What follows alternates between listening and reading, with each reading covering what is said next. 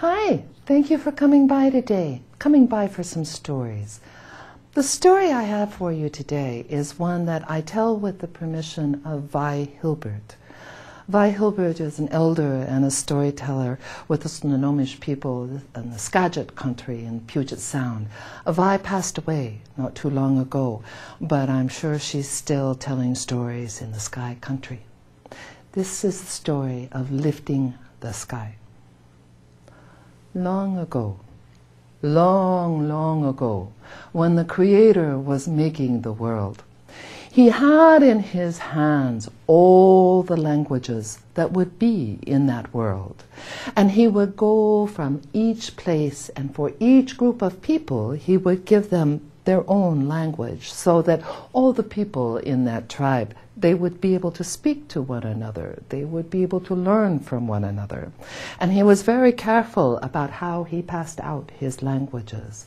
Now, as the Creator walked to the west, to the land where the sun set, He passed out His languages. The people wanted to look at Him, but they couldn't, for His face was so bright they could not look into it. But when the Creator came to this place, on the very western edge of the world, He still had many languages left, but He had been working very hard. And when He looked at this beautiful place, He knew that this is where He wanted to spend all of His time. And He didn't want to work anymore. But He had in His hands all of these languages still left, so He just tossed them into the wind. And the languages fell down upon the people, and one language may have gone to one person, and one language to another, and they couldn't speak to one another. Oh, this was a problem. This was a terrible problem. How could they talk? How could they teach? How could they warn one another of things that needed to be warned about? And as if that were not enough, the Creator had left the sky too low. So all of the people had to walk around, bent over like this, and they kept bumping their heads against the sky. And as if that were not enough, the sky country being so low, people were just going into the sky country when they felt like it. Now, we all know that there is a time and a place when we pass into the sky country, and it's not just when we want to. But hunters, they were following the elk into the sky country. And fishermen, they were telling one another stories about the great, huge salmon that were available in the sky country. The people were worried. They were so worried. What were they going to do? How were they going to lift the sky back into its place when they could not speak with one another?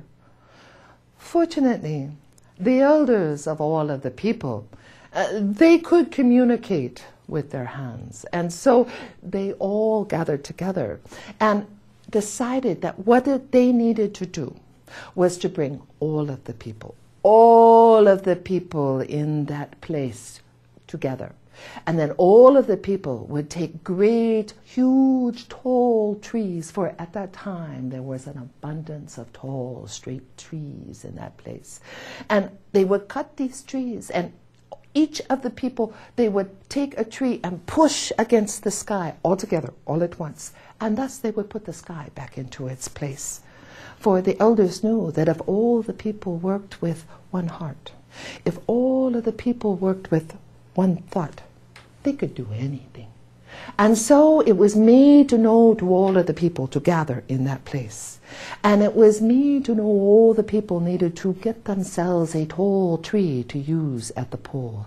And so the time came, everyone was there in that place. They all had a pole, and they put their poles up against the sky.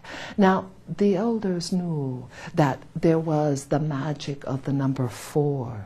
And so the people would push 4 times against the sky, and they all needed one word, and the elders gave them that word. And that word was Yahoo. And so the elders signaled to the people, and they all put their poles against the sky, and all together they said that one word, Yahoo, as as they pushed against the sky. And it did. It worked. It moved. Just a little bit, just a little bit. And the elders made the people to know that they must sing that word louder, and they must push harder. All of the people must push at the same time. So they all got ready, and the elders gave the signal, and the people pushed against the sky the second time. Yah-ho! And it did. The sky moved a little further. Oh, now, if everyone, and you too, you take your pole, and you push against the sky, and you say this with me so we can push the sky back into its place. And everyone had their pole against the sky, and everyone took a deep breath, and they pushed, and they sang, Yah-ho! And the sky moved a great deal. Oh, the elders were so excited. Just one more time. That magic fourth time. They knew that this would do it. And everyone, and you too, they all gathered and they took their pole and they pushed against that sky. And you know the word that they said. They all said, Yah-ho! And it happened. It happened with everyone working with one heart. Everyone working with the same thought. Everyone working together with just one word. The sky went back into its place. The people were so excited. However, there was a problem. When the people put the sky back into its place, it was not all of the people. You remember those hunters who were chasing an elk?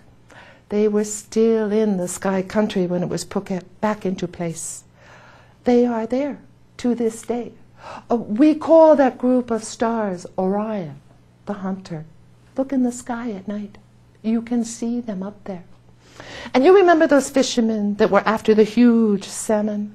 They too were in sky country when it was put back into its place. And they too are still there. You can see them when you look up into the sky, and you can see Pisces stars. Those are the fishermen.